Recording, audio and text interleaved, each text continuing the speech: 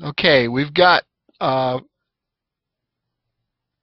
of us from Ports to Plains and Theodore Roosevelt. I'm Joe Kiley with the Ports to Plains Alliance, Vice President of Operations.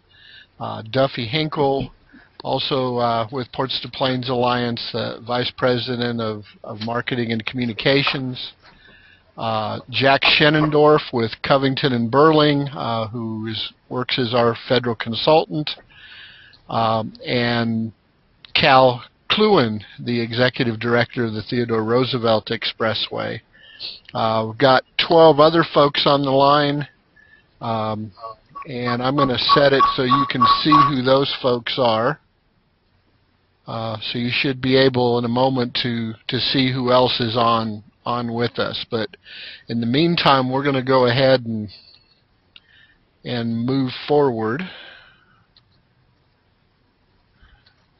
What we're going to cover, we're going to begin with Jack Schenendorf, and he's going to give us a federal update on transportation, specifically the Senate Transportation Reauthorization Bill and the House Transportation Reauthorization Bill. Then it'll come back to me, and I'll talk some about some energy information that we've put up on our website, portstoplains.com.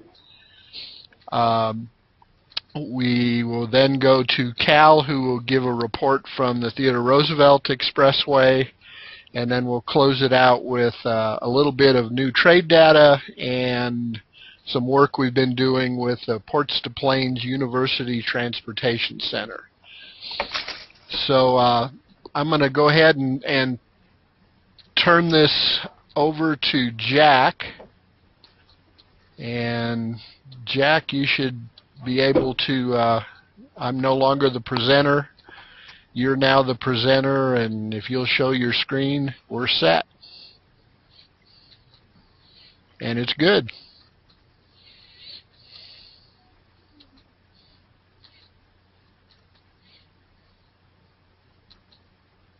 Except we're not hearing you, Jack. Jack? Is that better now? There you are. Okay. And can you see the screen? Yes, sir.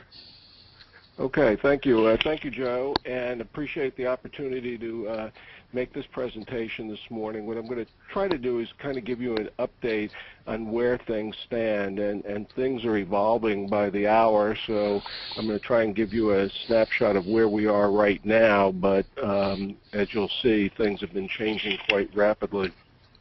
But to get a sense for where things are in Washington here, and to understand where the transportation is, you really have to, I thought I'd give you a little quick glimpse of where things are in Washington. And obviously, if you watch the cable news or read the paper, as you know, there's tremendous partisan gridlock in Washington.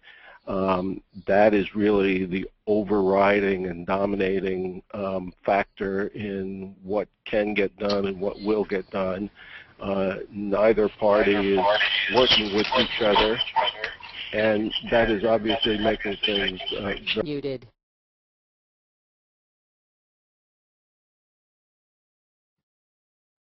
In Washington. Unmuted. The most important thing that's happened recently was the so-called super committee failure. The super committee was tasked with coming up with between $1.2 and $1.5 trillion in savings over a 10-year period. The Budget Control Act had created this special committee to do that. They failed. Frankly, you know, I think there's a lot of veteran Washingtonians who are very disappointed with the fact that they could not fail. I'm sure, you know, much of America is also disappointed with the fact that this special committee couldn't seem to come together and come up with a bipartisan approach to solving our nation's fiscal problems. The impact of that from a legal point of view is that there will now be what's known as a sequestration that will take place in January of 2013 that will automatically make these reductions. Since the committee couldn't decide on a path on how to do it, the sequestration will automatically reduce spending accounts in discretionary and entitlement programs to get the required $1.2 trillion reduction. That sequestration is structured in a way where there's a big chunk of it, a disproportionately big chunk of it taken out of defense, and another disproportionately big chunk taken out of Medicare. And the theory at the time was that because defense and Medicare are so important to the constituencies, that would force the super committee to reach agreement and come up with a plan. That approach didn't work, so now what all these federal programs are facing is an automatic cut in January of 2013 with a focus on defense and Medicare. What Congress now has to do, in the absence of the super committee producing a bill which Congress would have then worked on, the House would have worked on, the Senate would have worked on until December 23rd, they no longer have to do that. There is no bill to work on. And so now Congress will try to wrap things up by the December 16th, which is when the continuing resolution, current one, expires. And what they have to do is they have to finish the fiscal year 2012 appropriations bills. They have 3 done. They have another 9 to do. It's not clear whether they're actually going to be able to finish those 9 and put them in one kind of omnibus bill, whether they're going to do a few of them and then just have a continuing resolution for the rest of them, whether they're going to have a continuing resolution for all 9 of them. If they do have a continuing resolution, will it be just over into January or February, or will they try to do it for the rest of the fiscal year to take you out to finish the 2012 process? So they'll be trying to work through all of that by December 16th.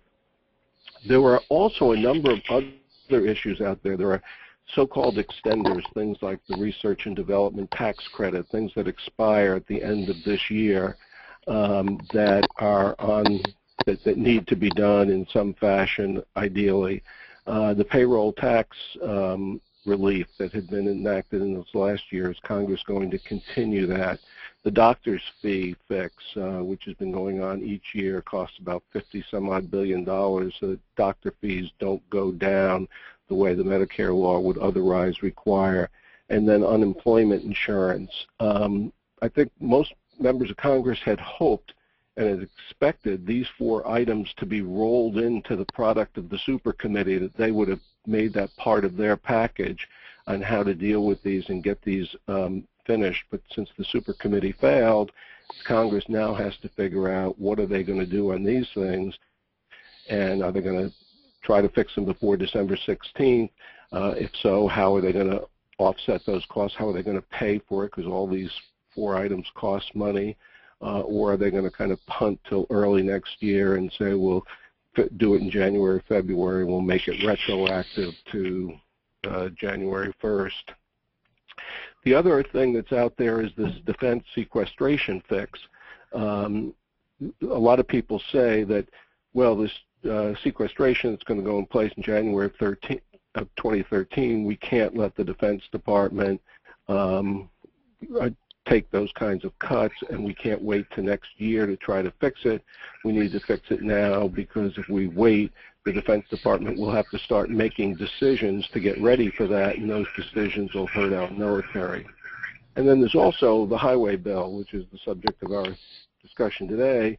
The plan had been, Speaker Boehner said that he wanted to pass the House bill in the House by the end of the time the members left to go home.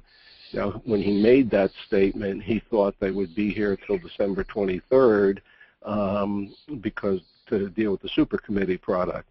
But now, since that failed, we're going to be leaving December 16th, and as you'll see, that'll have an impact on the scheduling. So turning to transportation and highways, I always like to start with this of what we kind of need to do. The commission that I was on the other commission that was established in Safety Lou, every study that's been done, every report that's been done has all come to these conclusions that transportation is key to our economic growth. It's at a crossroads now. We need to reform the program, but that's not essential. We need increased investment well over today's levels. Today's funding levels in transportation are only about 40% of what they need to be in order to ensure that we have a system that could allow us to compete in the 21st century, and that the gas tax is a viable way to fund it now, but over the long term it's not sustainable, and we really do need to act now to head off a transportation crisis.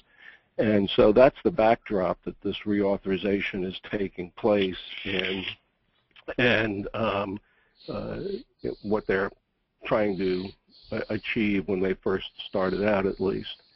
So let's look at where these bills are right now. As you all know, the last major transportation bill, Safety Lou, expired at September 30th of 2009.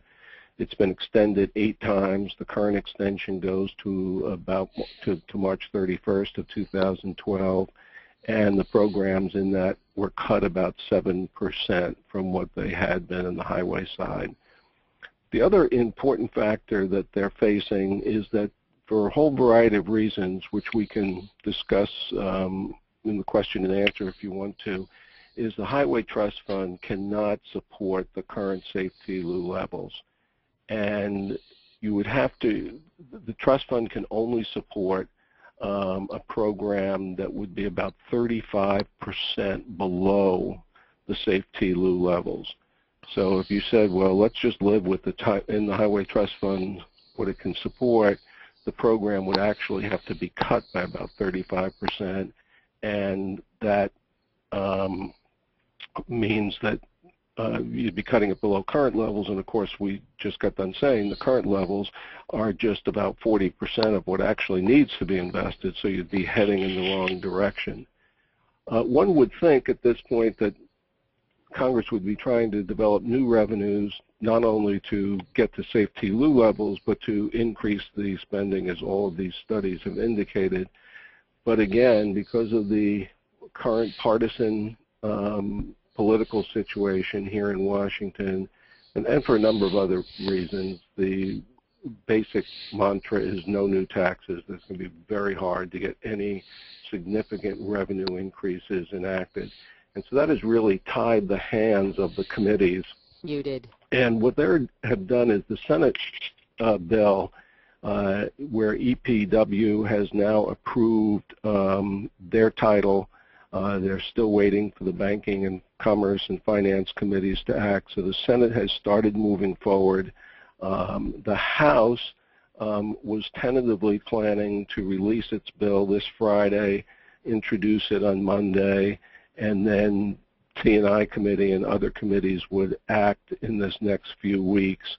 And the administration put out their general proposal as part of their budget, but so far hasn't really weighed in. They really haven't been a big player in trying to help these two committees move forward in this current situation where there doesn't seem to be a way to get any additional revenues. So now to get into the real kind of guts of the thing, let's start taking a look at each of these bills. On the Senate side, the Senate Environment and Public Works Committee has moved forward with a bill called Moving Ahead for Progress in the 21st Century, known as MAP 21. Senator Boxer and Senator Inhofe worked on a bipartisan approach on this bill. It was reported out of their committee with an 18-0 vote, which is very good for the program. And the approach that they took was a recognition that there isn't going to be any way to increase funding over current levels in the current budget climate, and therefore the best we can hope for is to get up to the current Safety Lou levels. And so they opted for a 2-year bill at roughly the Safety Lou levels with a tiny bit of an increase for inflation. And they feeling is we'll revisit this in 2013 and try to figure out where we're going to get the additional big revenues that we need for the future. Well, as we mentioned before, the trust fund can't support the safety lieu levels, so even for the Senate bill, they need about a $12 billion infusion into the Highway Trust Fund. And the Senate Finance Committee is still looking for where is that $12 billion going to come from in order to make the bill whole. Senator Inhofe has said that his support for the bill is premised on them finding that $12 billion in a bipartisan way so that both parties sign off on how they're going to pay for the $12 billion infusion. And so that process is ongoing. The Senate is trying to deal with that. Notably, the Senate bill does not address this whole long-term Highway Trust Fund insolvency issue that we have. And in fact, at the end of 2013, fiscal year 2013, when we would be ready for the next bill, if you followed the Senate approach, the program would be facing about a 50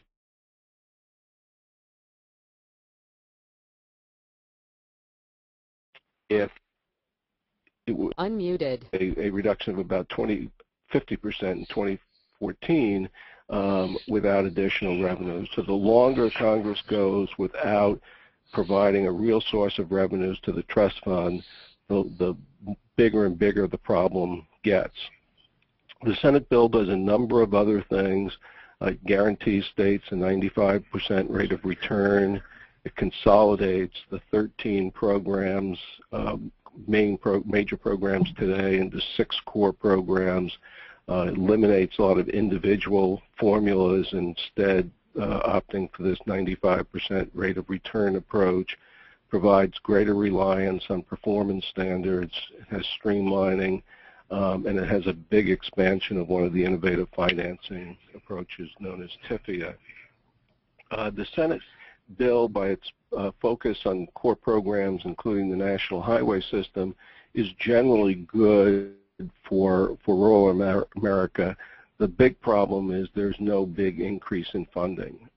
Rural projects, development of rural corridors, those kinds of things, if the program is starved for money, they are typically the ones that suffer because states will tend to put the projects in the more populous regions if they're short of money and they can't do 2 critical projects, one's in a rural area, one's in an urban area, then the investments often goes toward the urban area because that's where they have more of the population of the state. And so I think in the long term, the critical investment that we need in rural America is really tied very much to getting increased funding over and above current levels.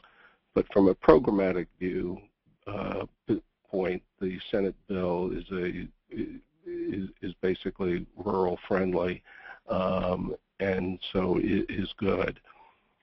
The Senate, the way they deal with transportation, EPW has the jurisdiction over the major highway programs, but the mass transit program is within the jurisdiction of the Banking Committee.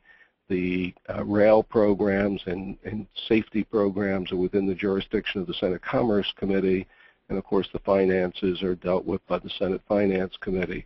So even though the EPW committee has moved forward with its portion of the bill, we now have to have Senate Banking, Senate Commerce, and Senate Finance do their portions, and with a particular eye on where the Senate Finance Committee is going to come up with the additional $12 billion that they need to fund the Senate bill. In contrast, on the House side, the House is not as far along as the Senate is, but there's a lot that's developing on the House side. The House originally had started from the premise of we need to reform the program and we need to basically live within the Highway Trust Fund revenues. So the House, when they put out their outline for the bill, had been talking about a 35% reduction in the surface transportation programs, and because that's all the trust fund can support, and we're not going to raise any additional revenues. The leadership had bought into this, the committee had bought into this, and this was the mantra that they were saying for many months in early 2011. Then when it got closer to fiscal year 2012 and they actually had to put a program in place that would go till March 31st, and they were really faced with the prospects of actually cutting the program by 35% and the job losses, they really had a change of heart. And the Republican leadership and the committee leadership basically said, okay, this isn't really a good idea. Let's try to really kind of take the Senate approach and try to get as close to the current levels of funding as possible. So the House changed course in the last couple of months and has now been trying to figure out how to fund a bill roughly at the levels that are in the current law. But they would like to do it for about a 5-year bill. They really don't want to do just a 2-year bill. They'd like to put a 5-year bill in place at those levels. In order to do that, they've got to come up with about $60 to $65 billion. So the House is looking for that $60 to $65 billion. The Senate can't find $12 billion over 2 years. So, one has to wonder, how is the House going to come up with $60 to $65 billion for the 5-year bill that they would like? And so they are working on that. They were supposed to have a press conference on this Friday with the House Republican leadership, the committee leadership, basically announcing and releasing the bill, and then it would be introduced on Monday, and then they were going to start moving it through the process with the eye to getting it passed in the House before they left this year. In the last 24 hours, that may have changed, and in fact, right after this, I'll be going to Chairman Mike is giving a speech, and he may give more guidance on where they're headed now.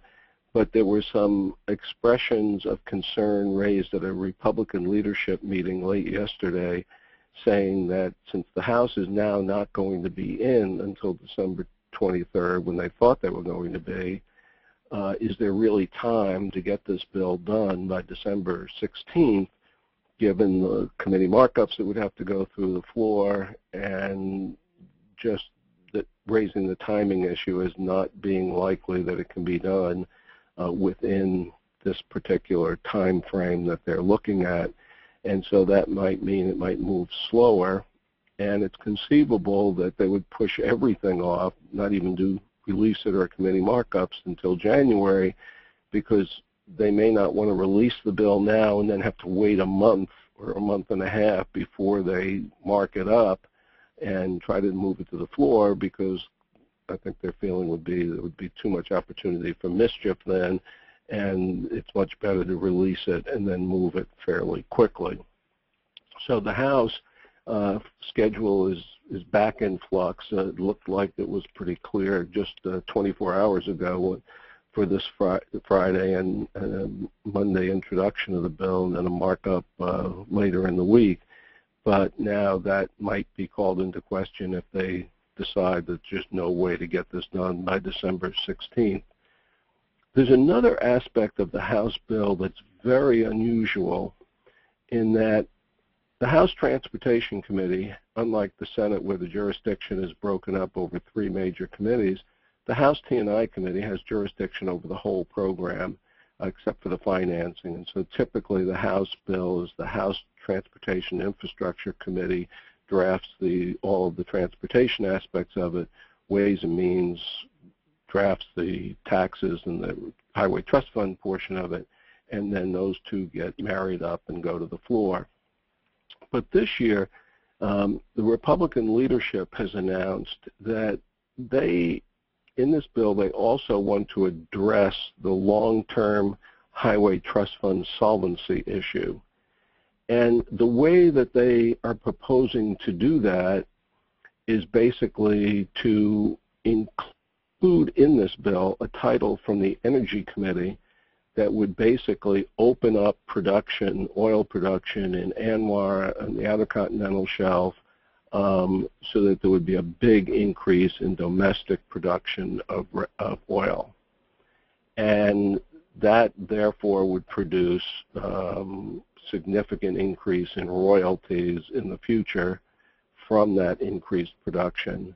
And their plan is to take all or a significant portion of those revenues and put them into the Tideway Trust Fund to be used for transportation purposes. At one point, this was being discussed as possibly a way to plug the hole in the bill, the $60 to $65 billion. The problem is that this does not generate enough revenue in the short term. In the long term, it could possibly produce significant revenues, although it would be quite speculative as to how much it would actually produce in the long term. But it's the long term. It's not going to provide revenue over the next 2, 3, 4 years, which is when the trust fund needs the additional revenues for this bill. So the leadership still plans on attaching this package to the bill. The impact of that will be that it will make the bill very, very controversial. This whole portion of it that would open up oil production in ANWR and in the Outer Continental Shelf is very controversial. It's very partisan. And so this exercise on this bill with this in it, will clearly be a very partisan exercise. And unlike the Senate, where you see the Republicans and Democrats joining together, with this kind of an approach, it would seem like the bill would have to be passed with mostly Republican votes, because most Democrats would vote against it potentially just because of these energy provisions that are in the bill, even if they generally supported the transportation portions of the bill. That has led some to question, why are we really putting this in here? Do we want to make this bill partisan? Is this a realistic? Is the Senate ever going to go along with this? Would the President sign a bill that did this? And so there are some who are kind of questioning why this is even being done in the first place. Which kind of brings us back to, where is the House going to get the 60 to 65 billion from? And one rumor that was out there is that they have found some sort of Medicare and Medicaid savings that they think they can use to offset this infusion of funding into the trust fund.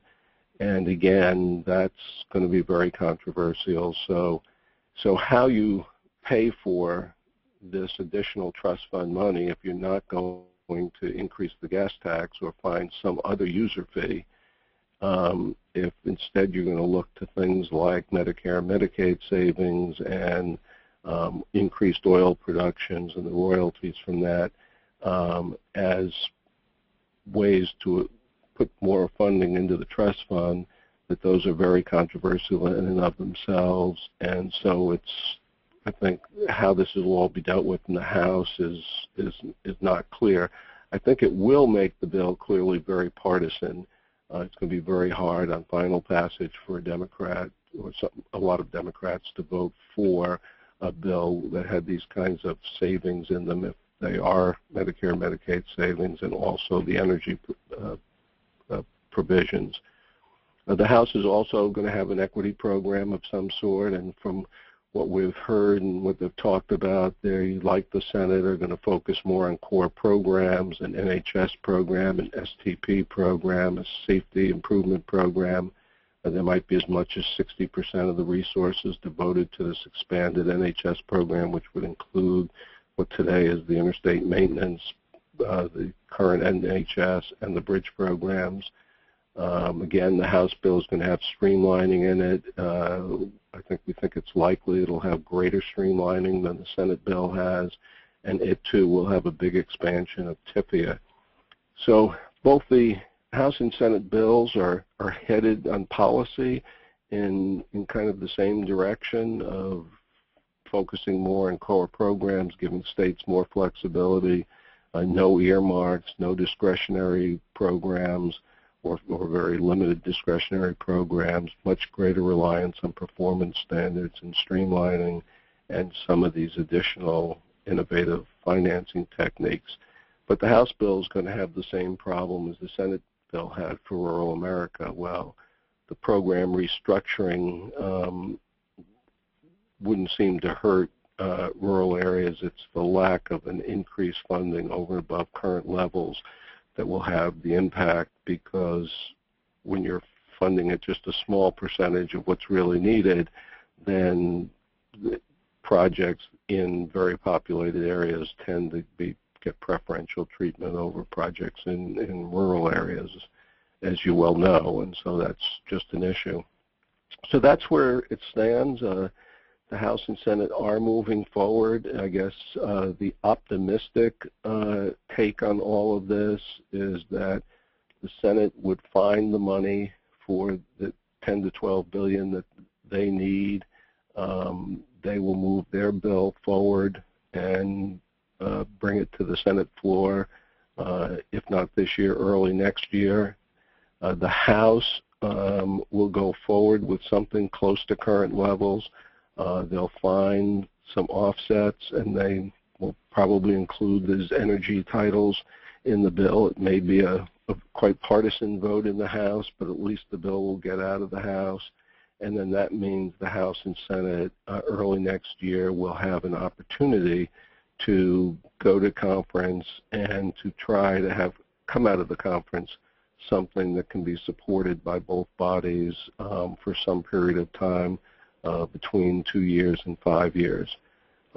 Right now, I think that the best one can hope for in that bill is that they achieve close to the current levels in safety lieu. It doesn't seem that there's anything on the horizon here that would indicate that there's an opportunity to get very significantly increased funding that we need in this next bill, unless something changes very dramatically over the next few months. And just politically, it doesn't seem like that's likely to happen. And so from a rural perspective, I think it's important to keep the pressure on the members of Congress for the bill to be rural friendly, to constantly remind them that anything they're doing here on things like expansions of TIFIA, if they loosen up some of the tolling restrictions, if they do other things, public-private partnerships, other kinds of innovative financing, that by and large, those kinds of financing don't help rural areas. It helps big projects in urban areas that can generate a revenue stream, but that in rural areas, those projects tend to not qualify for those kinds of innovative financing.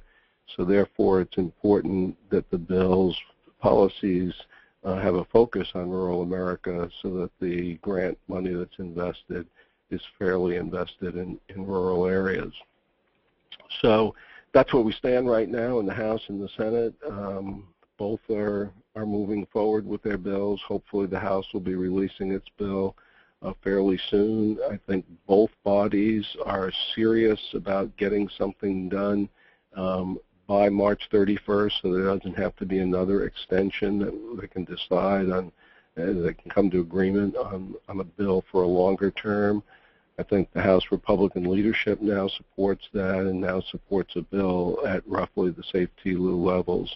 But again, there's some big question marks out there of where they're going to get the money to plug the hole in the trust fund for that period of time, and are they going to be successful in doing that and having the program move forward. So that's my update, and I'd be more than pleased to answer any questions that you have. If any of you have questions, if you'd raise your hand, we'll unmute you.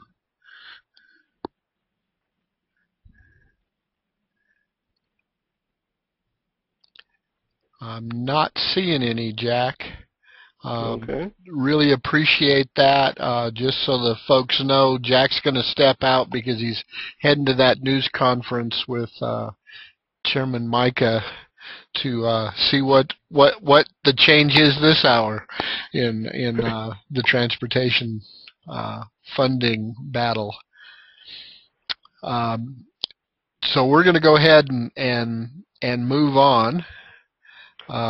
Joe, just to finish up before I get off, I do think Chairman Mike is coming to this Miller Center conference that they have here in Washington, and yesterday they had 5 former secretaries of transportation there, and I think that there is this feeling in Washington that transportation is facing challenges that it's never had to face before for a whole variety of reasons.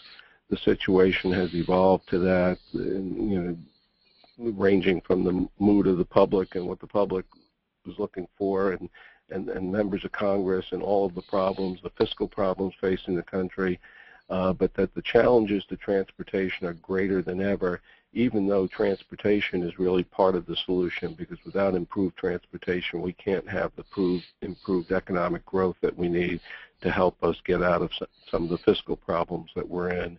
And so therefore, it's more important than ever for those who are out in America, that are out in rural areas, who realize how important transportation is in your areas.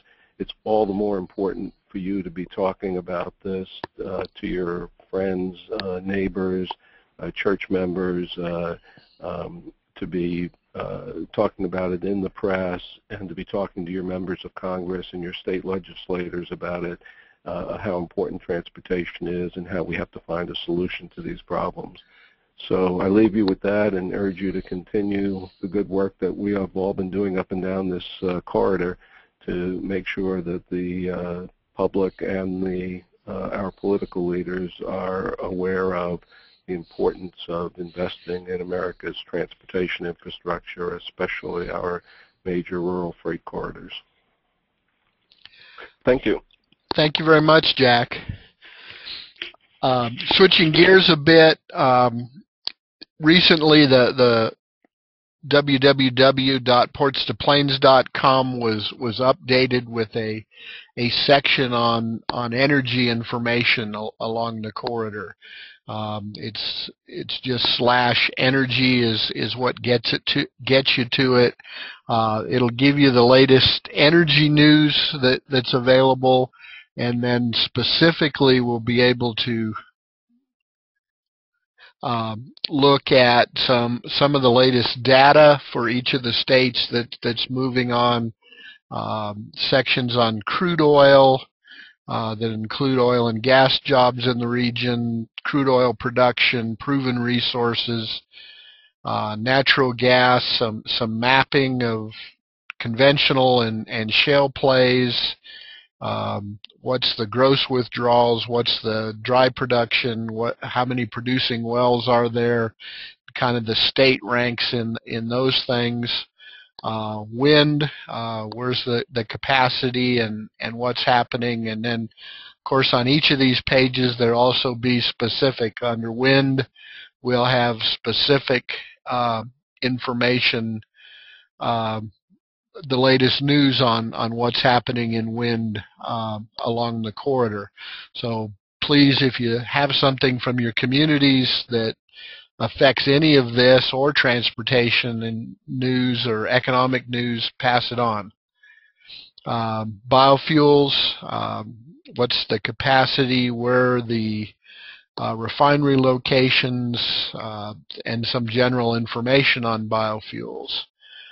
Same with solar and what's happening, and then state resources. There'll be information from the Energy Information Administration on each state, kind of some quick facts and mapping that shows where a lot of this energy is coming from. Not sure we had any crystal ball when we made the connection between transportation and energy production, but now it seems to be at a national level that recognition is taking place, and even, as Jack talked about, a potential way of funding highways. At this point, I'd like to introduce Cal Klewin. Cal is an entertaining presenter, and we look forward to hearing him. So I'm going to switch over to him as a presenter.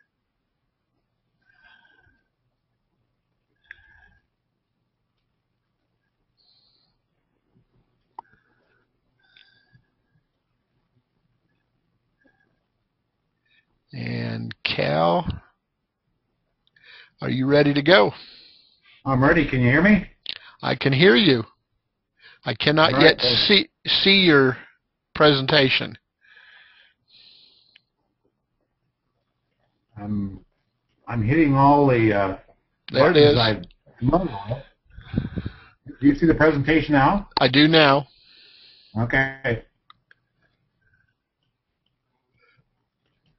And I think I'll start out from the beginning, if that's okay.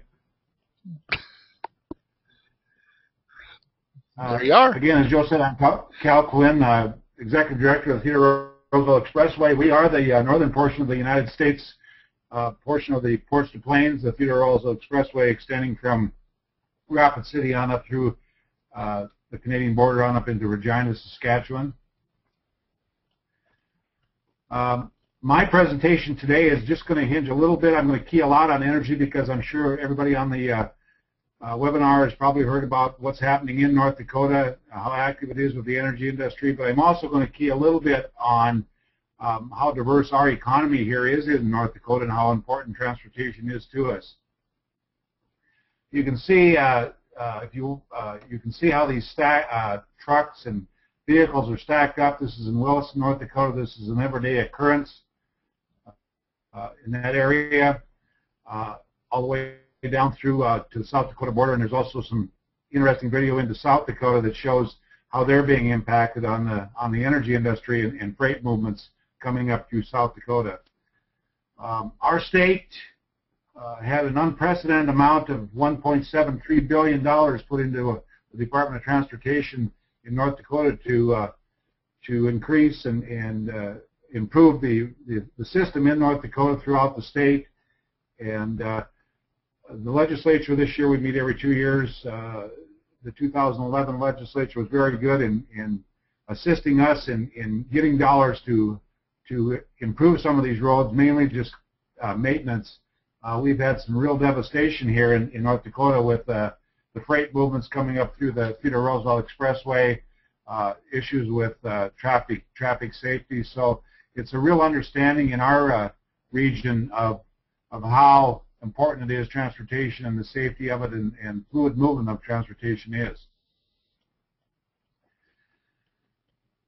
In western North Dakota, where the Theodore Roosevelt Expressway moves through, it's very rough country. It's badlands. One of the nation's parks is located right along the Theodore Roosevelt Expressway. The Theodore Roosevelt Expressway, or Theodore Roosevelt Park, is located on the western side of North Dakota, and the Theodore Roosevelt Expressway serves that.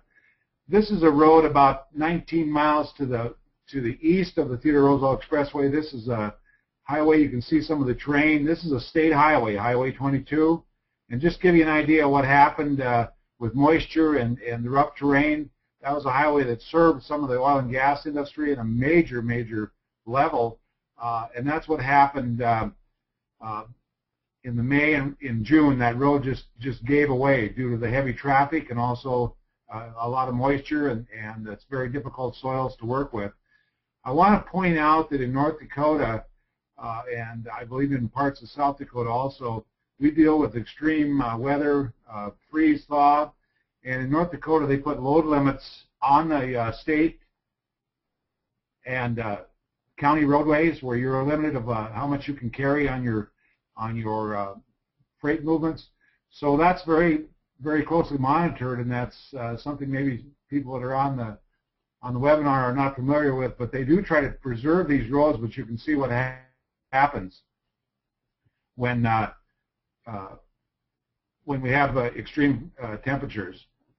We've had some positive things happen here in North Dakota. The DOT has taken a look at the concept of a Super 2 concept in western North Dakota on US 85, which is the Theodore Roosevelt Expressway.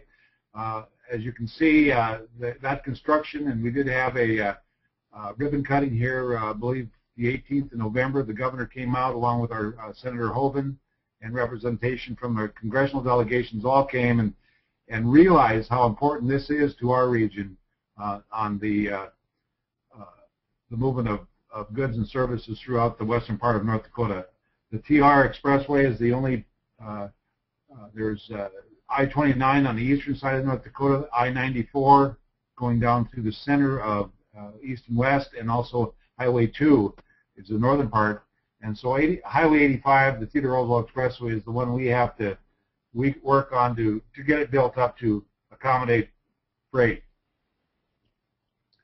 These are some of the projects I'll go through these very quickly, but some of the projects and the dollars that are going to be spent in 2010 that have been spent. They're still working on some of these, not complete because of weather conditions, but these are the dollars that they're put on just the Theodore Roosevelt Expressway in 2010. Again, you can see the type of freight movements and this is in Williston. These videos are interesting videos to watch on the Theodore Roosevelt Expressway website, and I think they are on the Ports and Plains also. If you go to our website and just go to news and events, you can see some of the issues, but it's really hard to explain to people what you're working for in western North Dakota. We're a low-populated area, mainly agriculture and ranch, but when you talk about having getting a 4-lane highway system to serve this area, and I think the first traffic light that I'll actually hit from North Dakota, the southern border of North Dakota, all the way up to Williston, which is about 172 miles, the first traffic light that I have to go through would be 172 miles away from me. But this road is heavily traveled, so these communities along the way are now looking at reliever routes, many community meetings figuring out how they're going to deal with this, and putting in traffic lights at communities that just never thought they'd ever need one, just for safety. One of the projects here in North Dakota that we're looking at and probably trying to increase and move some of the freight movements a little bit more efficient.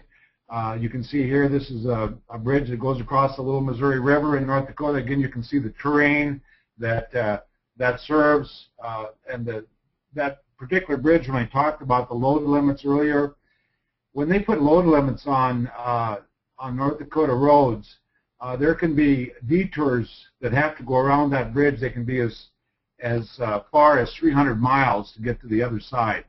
So that's an issue we want to deal with and try to make sure that moves the freight a little bit more efficiently.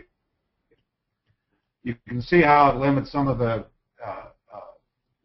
freight, how wide it is on some of the loads that are coming across. These are common loads. And the road, I don't know if people can see the mouse. This is going through the Theodore Roosevelt Park, and Highway 85, where you can see the mouse traveling behind this truck and up on the west side of this road right here, that all slid away this spring again. And that has all been built up in an emergency situation. Again, it's a federal highway, US 85. That's all been built up going on the east side now, going up through those Badlands. So those are, and put in passing lanes there. So that's issues that we have to deal with, and becoming a real concern about how we're going to, make those improvements. And you heard Jack talk about the dollars, always an issue. I talked a little bit about North Dakota. Again, they have a very well diversified economy. You can see in this slide that how the exports have increased significantly in the first quarter of 2011. We are an exporting state. North Dakota leads the United States in about 14 different crops, and we raise more than we can consume. So we have a very good export market, and transportation is huge for us in getting this product out. What we export, again, you can see that we have manufacturers in the eastern part of the state, heavily in manufacturing, again, the crop production and the oil and gas. And I'll move to the next slide, is livestock. or the countries that we mainly, the leading countries that we export to. Again, you can see how important the north-south trade is to us, with Canada and Mexico being our leading global customers.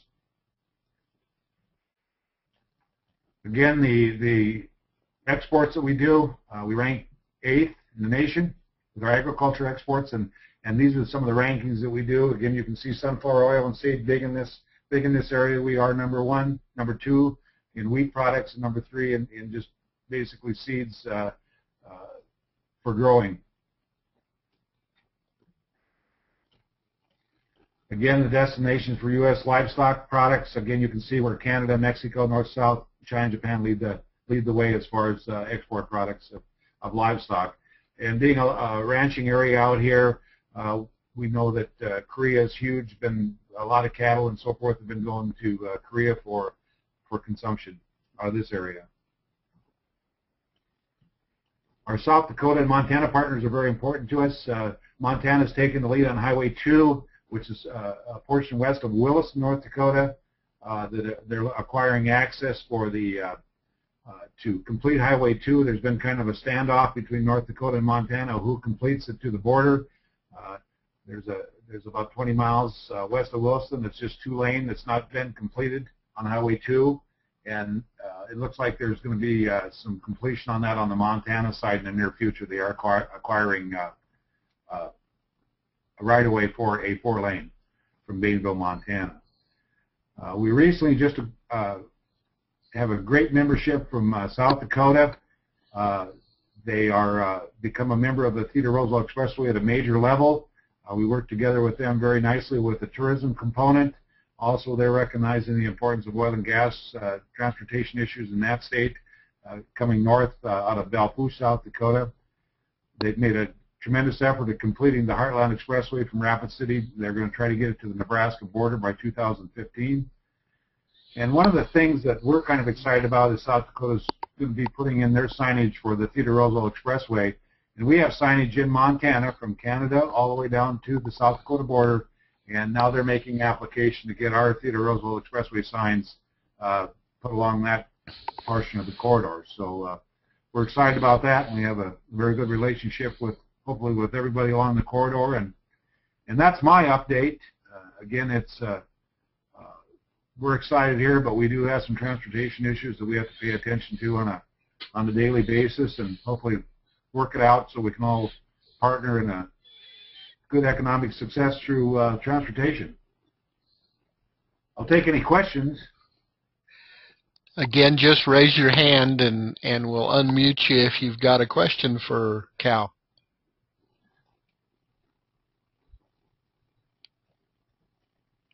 Was there anybody listening? Yes, there is. Okay. All right. Let me switch back here.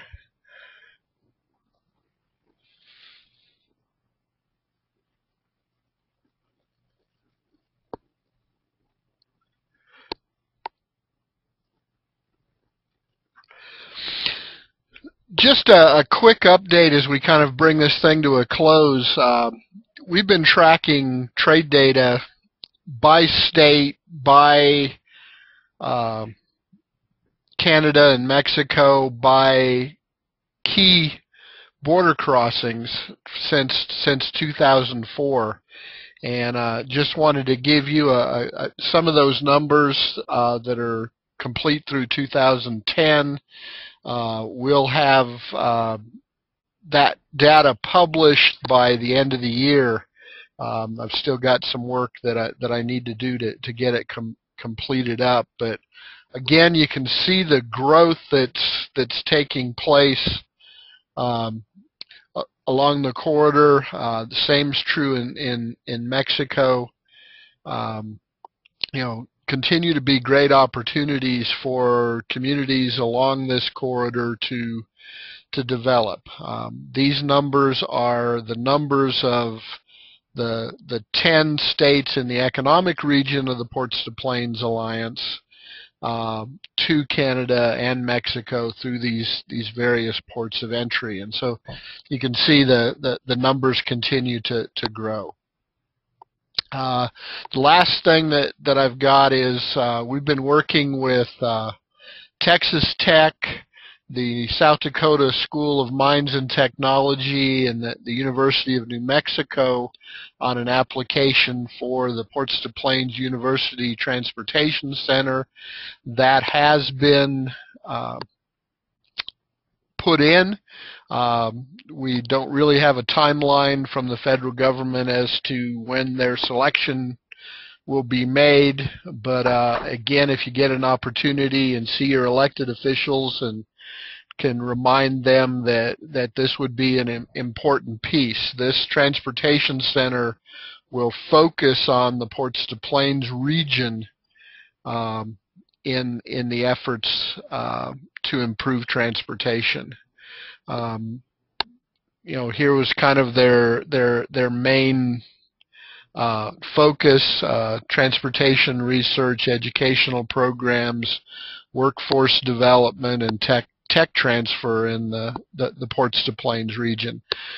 As we look at this, those three universities would certainly be the leads, but they're very much wanting to partner with additional educational centers that are already existing, and with down to the community college level in involving them in some of those opportunities and programs. So great opportunity, and hopefully that'll come to fruition.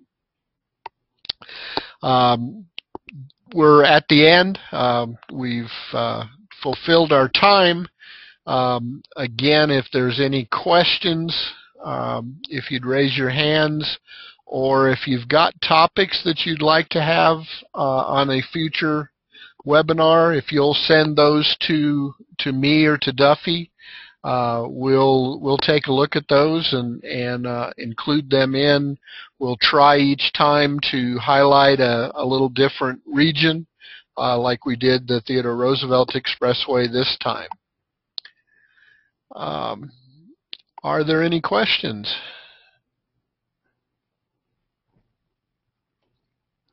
Thank you all for offering your time, and if you've got any feedback, please give it to us. We look forward to continuing to work with you and your communities. Thanks for coming.